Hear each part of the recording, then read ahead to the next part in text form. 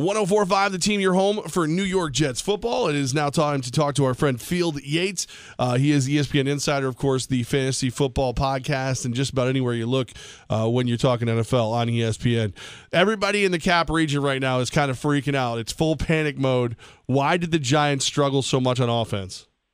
Well, I think there are a couple of things. First of all, when you're without one of the best, 5 players on offense in the NFL, certainly best 5 amongst non-quarterbacks in Odell Beckham Jr., you're bound to have some struggles. I mean, he's a difference maker every single snap he's on the field. Even when he's not at 100%, he impacts that offense in a dramatic way. But beyond that, the offensive line is, tell me if you've heard this one before, completely and utterly overmatched. I mean, obviously we knew this Giants offensive line was not going to be a strength of the team, but it has to be more functional than it was. Otherwise, this team is going to go nowhere offensively this year because it's going to be chemically imbalanced like it was last season. Field, you've been in an NFL front office. At some point, does Jerry Reese go up to Ben McAdoo, grab him by the shirt, and say, run more than 12 times a game? I tell you what, listen, there is going to be a lot of debate about being more balanced and finding ways to make this offense run more efficiently. But something, guys, like some of it was game flow too. They get down a little bit early in that game, not dramatically down, but Jason Witten catches a touchdown from Dak Prescott, and all of a sudden you're playing from behind. I don't want to say that the Giants were stubborn offensively in week 1 because there's only so much you can do when you're without your best player. I think, some of the self-inflicted wounds also really impacted the Giants, whether it was drop passes by wide receivers, whether it was an inability to get open, or whether it was an inability to keep Eli Manning from pressure. I thought that it was just sort of it was a regrettable and forgettable performance from that offense in week 1. Field Yates with us. So, Field, is the panic button warranted, and do you think OBJ plays this week? Well, the good news is he returned to practice on Thursday for the first time, and I believe it was something like 24 days. So I think he plays this week, guys. He was so close to playing in week 1. I mean, he traveled with the team, and, maybe that was just the Giants wanting him to be around his teammates. But typically when you travel, obviously, flying is not great for muscles and other issues that are, health issues. So the more you can avoid being on a plane, the better for your recovery. So the fact that he traveled in week 1 suggested that he was at least close to playing in week 1 against the Cowboys. I think he does play on Monday night. Of course, that game will air on ESPN. And again, that's going to air on our sister station Q103 as the New York Jets taking on the Oakland Raiders. Almost a 2-touchdown underdog, the Jets. Is there any chance, and if they can, how do they pull off this upset against Oakland? Can I just go with there isn't a chance? Yes, I mean, I guess. Listen, yeah. There is a chance. There is a chance, guys. But, I mean, it's the slimmest of chances for the Jets to win this game on Sunday.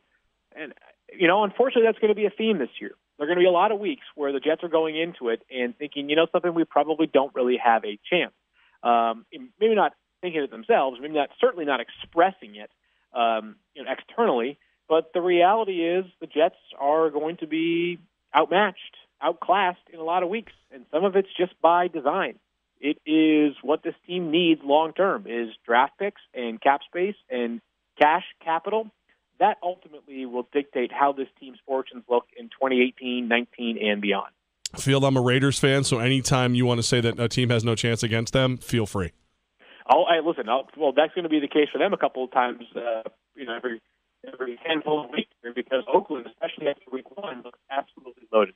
All right, so the Jets may not have a chance, but the Buffalo Bills, should I say the first-place Buffalo Bills, take on the Carolina Panthers this weekend, and Sean McDermott and Brandon Beane going against their old squad. How much of an influence can those guys have when it comes to the actual game? Is that enough for the Bills to at least be competitive with this Panther team towards the fourth quarter? Well, so let's get to whether it can impact the game first. I think a little bit less so on Brandon Beane's side. It's a personnel side. Everybody's familiar with the players involved. But Sean McDermott has a bit of more intimate knowledge of how the Carolina Panthers go about things, especially defensively. So he can attack that defense perhaps a little bit better than most coaches would be equipped to. Offensively, the Carolina Panthers look like a different team this year in the early returns based on what we saw in week 1. That's sort of by design for Carolina. They want it to be an evolved offense this season. So I think that as much as Sean McDermott knows the personnel on that Panthers offense, he's going to have to adjust a little bit as well. I would say this. I'm not sure Buffalo's going to win this game on Sunday. I'm picking Carolina. But I'm impressed with Buffalo right now in this way.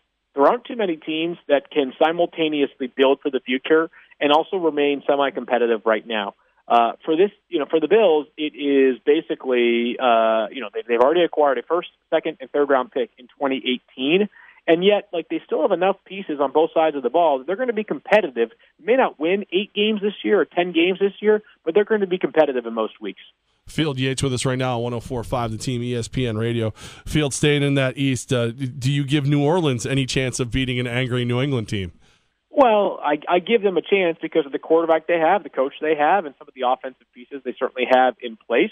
I believe the Patriots will win that game, but the Patriots certainly looked vulnerable in the fourth quarter of last week as well. I mean, they're a team that needs to find a way to get better and sort of just simplify things, right? Like, fundamentally, the Patriots were bad in the fourth quarter. Didn't tackle well, coverage bust.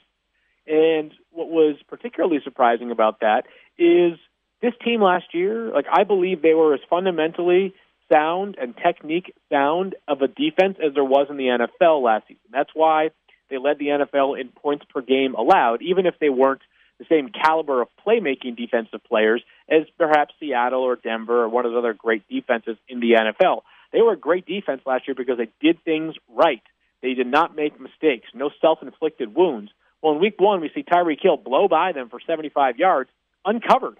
That, to me, looked like an example of things that we did not expect to see from the Patriots, and they've got to tighten up this week. I enjoyed the Patriots losing. I didn't enjoy losing my guy on my fantasy football team, David Johnson. I'm one of those fantasy football owners that drafted him. What do I do now going forward? Who are some of these guys on the waiver wire I should look at for a Week 2 matchup? Yeah, really tough to see David Johnson go down for obvious reasons, guys. We all wanted to see him perform this season, and listen, we always think about the players' well-being first and foremost, right? I mean, this is their livelihood. This is their competitive drive. They want to be out there as much as anybody in the world. So it's a bummer to see David Johnson miss. If you are a David Johnson owner in fantasy football, you certainly are thinking long and hard about what to do now. If you're going to go in-house, I think for now, it would be a Kerwin Williams option this week, but it's going to be a poo-poo platter of Kerwin Williams and Andre Ellington and Chris Johnson. They're going to all factor into that Arizona backfield. So I think long-term, I would prefer a player like Buck Allen from Baltimore or perhaps Tariq Cohen from Chicago as substitute running backs this week. Field Yates with us. Field, your co-host, your friend Matthew Berry, he's in on the long play on Chris Carson in Seattle. What do you think of that? Yeah, Chris Carson really sort of showed up last week, and he made my waiver wire column, which I write weekly for ESPN.com. And basically my takeaway is this, is based off what I saw, you could have made a case for Chris Carson to be the number 1 player added on waivers this week, based on an ability standpoint. The only reason why we didn't get to that point was this, is Thomas Rawls didn't play last week. And the team seems pretty confident that Thomas Rawls will both play this week and also be a big part of that backfield going forward.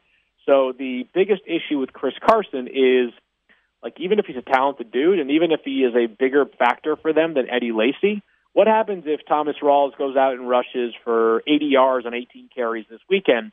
That right there will probably further cement his spot as the team's number 1 running back. Field, is there a player that's owned by way too many people or not owned by enough that you scratch your head when you look at in the ESPN leagues?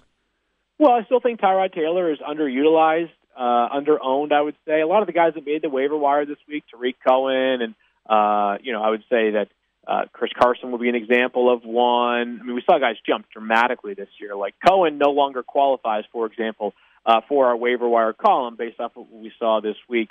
Anybody under 50% is eligible. Everybody over 50% is ineligible. Cooper Kupp from the Rams still available in about 65% of leagues. He's one that's somewhat surprising to me. Charles Clay, another player that's somewhat surprising to me. Coby Fleener, you can make a case for. Until Willie Snead comes back, they're going to need to find a third wide receiver or a third pass catcher. And in week 1, that was Coby Fleener.